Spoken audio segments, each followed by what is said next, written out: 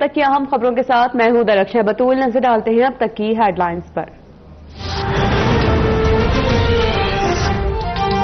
پاکستان کی ایک بار پھر بھارت کو مذاکرات کی مشروط پیشکش. وزیر خارجہ شاہ محمود قریشی کا مقبوضہ وادی میں کرفیو اٹھانے، حقوق کی بحالی، حریت قیادت کی رہائی اور ملاقات کا مطالبہ. برطانوی نشریاتی ادارے کو انٹرویو میں شاہ محمود قریشی نے کہا، پاکستان کو دو طرفہ مذاکرات پر کوئی اعتراض نہیں، لیکن انڈیا کی جانب سے مذاکرات کا ماحول دکھائی نہیں دے رہا. بولے، پاکستان کے پاس جنگ کا کوئی آپشن نہیں، جنگ سے بربادی ہوگی، دنیا بھی اس سے متاثر ہوگی.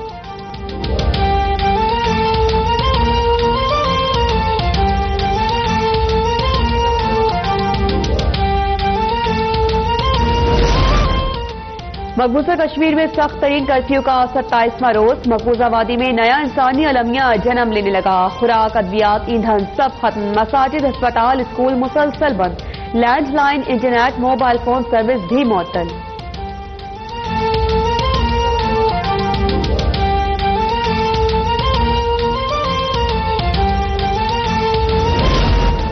پاکستان کی مسئلہ کشمیر پر دوسری بڑی سفارتی کامیابی. سلامتی کونسل کے بعد امریکی کانگریس میں بھی مسئلہ کشمیر کی گونج. امریکی کانگریس کی کمیٹی برائے خارجہ امور کا کشمیر کی صورتحال کا نوٹس. ذیلی کمیٹی مقبوضہ کشمیر کی صورتحال پر جلد سماعت کرے گی.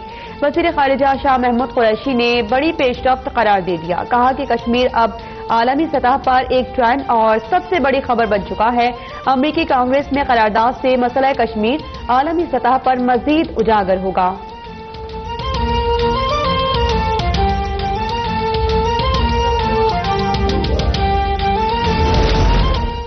انتہا پسند مودی حکومت کا مسلم دشمنی کا ایک اور گھناؤنا اقدام. بنگلہ دیشی تارکین وطن کی آڑ میں مسلمانوں کو ملک بدر کرنے کا منصوبہ. ریاست آسام میں بھارتی شہریت سے متعلق متنازع رجسٹریشن لسٹ جاری کر دی. 19,06,000 سے زائد مسلمان اور اقلیتی افراد غیر بھارتی قرار.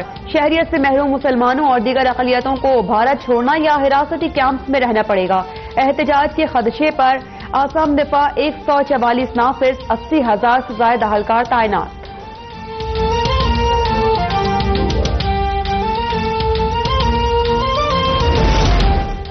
بھارتی اور عالمی میڈیا میں مودی حکومت کے ہاتھوں مسلمانوں کی نسل کشی کی رپورٹ سامنے آ رہی ہیں. دنیا بھر میں خطرے کی گھنٹیاں بجنی چاہیے.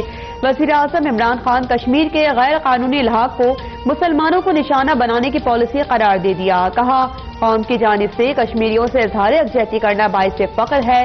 پاکستان نے دنیا کو بھارت میں RSS کے نازی نظریے سے آگاہ کر دیا. RSS نہ صرف خطے بلکہ پوری دنیا کے لیے خطرہ ہے.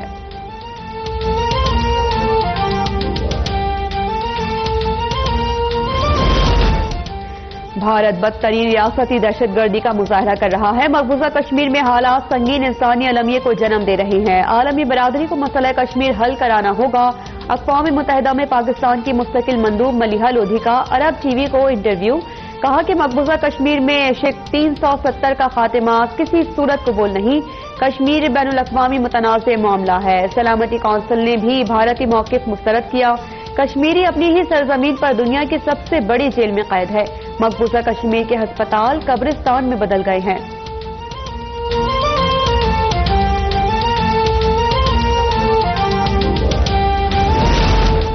ملک بھر میں بھارتی مظالم کا شکار کشمیریوں سے اظہار یکجہتی کا سلسلہ جاری. ڈیرہ بگٹی میں ہندو برادری کا کشمیریوں سے یکجہتی کے لیے ریلی. تربت میں بھی بلوچ عوام نے کشمیری بھائیوں کے حق میں ریلی نکالی. فضا پاکستان زندہ باد اور کشمیر بنے گا پاکستان کے نعروں سے گونج اٹھی. مظفر آباد میں مرکزی جمعیت اہل حدیث کی ریلی. صادق آباد میں خواتین کشمیری بہنوں سے یکجہتی کے لیے ہاتھوں میں سیاہ ہتھکڑیاں پہن کر سڑکوں پر نکل آئیں. کنکوٹ میں جماعت اسلامی کی ریلی. کوٹ DG میں اسکول کے بچوں کا کشمیری طلبہ سے اظہار یکجہتی.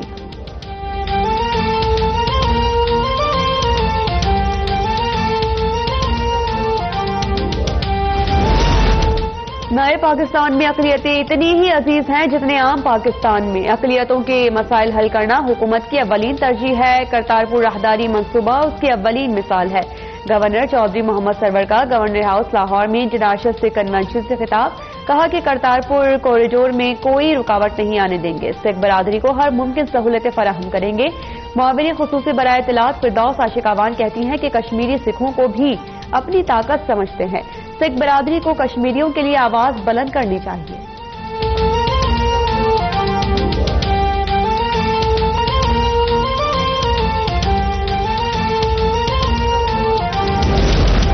احتساب عدالت کراچی نے پاکستان اسٹیل ملز میں 4 ارب سے زائد کی کرپشن کے ریفرنس کا فیصلہ 7 سال بعد سنا دیا۔ نائب ملزمان کے خلاف الزام ثابت کرنے میں ناکام، عدالت نے سابق chairman Moin Aftab, director finance Pakistan steel Sameen Asghar کو عدم شواہد کی بنا پر بری کر دیا۔ نیب نے ملزمان پر اسٹیل ملز کے لیے خام مال انٹرنیشنل مارکیٹ سے زائد قیمت پر خریدنے کا الزام عائد کیا تھا۔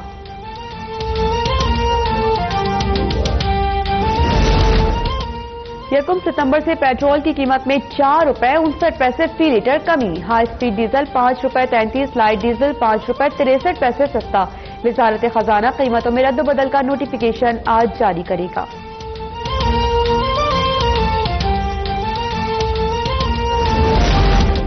قائد آباد کراچی میں گل احمد چورنگی کے قریب موٹر سائیکل میں نصب بم برآمد، بم ڈسپوزل اسکواڈ نے 2 گھنٹے کی کوششوں کے بعد بم کو ناکارہ بنا دیا۔ ابتدائی رپورٹ کے مطابق بم کا وزن 4 کلو سے زائد تھا، جس میں بارودی مواد کے ساتھ بال بیئرنگ بھی لگائے گئے تھے۔ بم کو آئی ای ڈی ڈیوائس سے منسلک کیا گیا تھا۔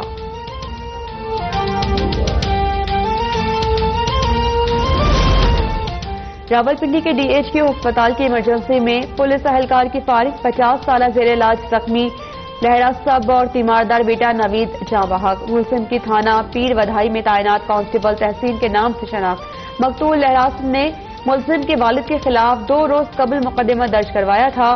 واقعے کے خلاف ڈاکٹرز اور عملے کا ہڑتال کا اعلان۔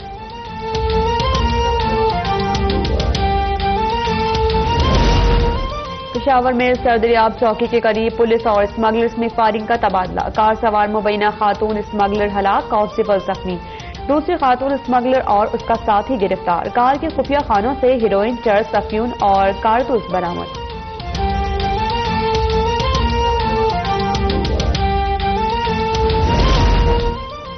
کوہستان میں پل ٹوٹنے سے مسافر وین نالے میں گرنے کا معاملہ، 8 لاشیں نکال لی گئیں، 18 کی تلاش جاری۔ پشین کے علاقے بستان میں گاڑی کی ٹکر سے 2 کمسن بہنیں جاں بحق۔ بند خوشدل خان میں ٹرک کی ٹکر سے 2 سگے بھائی 2 بچوں سمیت دم توڑ گئے۔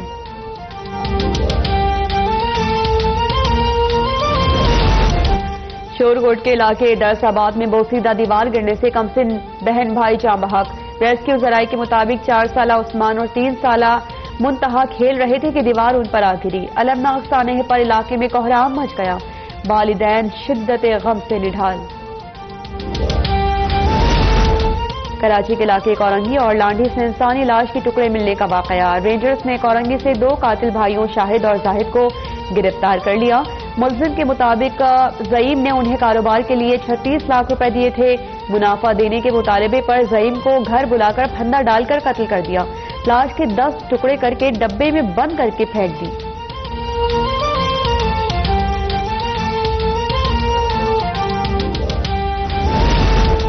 گلشن اقبال کراچی میں ڈاکٹر عسکری کے قتل کا معاملہ، واقعے کی ایک اور سی سی ٹی وی فوٹیج اب تک نے حاصل کر لی۔ فائرنگ کرنے والے ملزمان کو واضح طور پر دیکھا جا سکتا ہے۔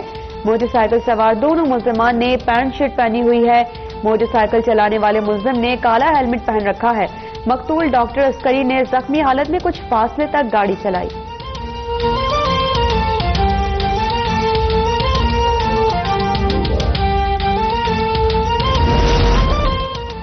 سندھ کے سرکاری ہسپتالوں میں اینٹی ریبیز ویکسین کا فقدان، جناح اسپتال میں کراچی میں پاگل کتے کے کاٹے کا شکار خیرپور کا رہائشی دم توڑ گیا۔ 55 سالہ رجب علی کو 2 ماہ قبل خیرپور میں پاگل کتے نے کاٹا تھا۔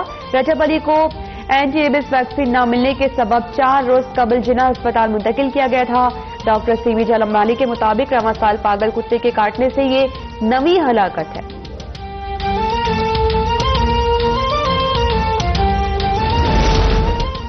سندھ حکومت کا ہالیجی جھیل کو بحال کرنے کا فیصلہ، مشیر ماحولیات مرتضی وہاب کا ہالیجی جھیل پر اجلاس، جھیل پر غیر ملکی پرندوں کی آمد کے سلسلے کو دوبارہ شروع کرنے کے اقدامات پر بھی غور. مرتضی وہاب کی جھیل کا پانی کراچی کے علاوہ کہیں سپلائی نہ کرنے کی ہدایت. کہا کہ جھیل کو اس کی اصل شکل میں بحال کیا جائے گا.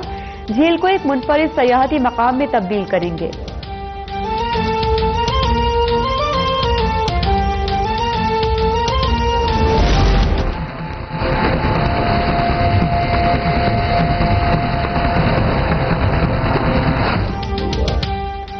پریوں کی شہزادی کہلانے والی لیڈی ڈیانا کو دنیا سے گزرے 22 برس بیت گئے. دنیا میں سب سے زیادہ تصاویر انہی کی کھینچی گئی.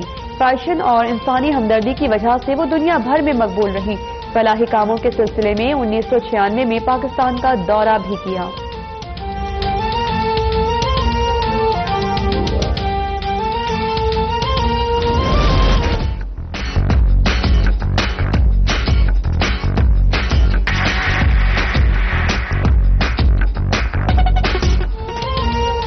اور اطالوی شہر وینس میں بین الاقوامی فلمی میلہ پورے آب و تاب سے جاری. ستارے ہیں جو دلوں کو چراتے ہوئے ریڈ کارپٹ پر جھل ملا رہے ہیں.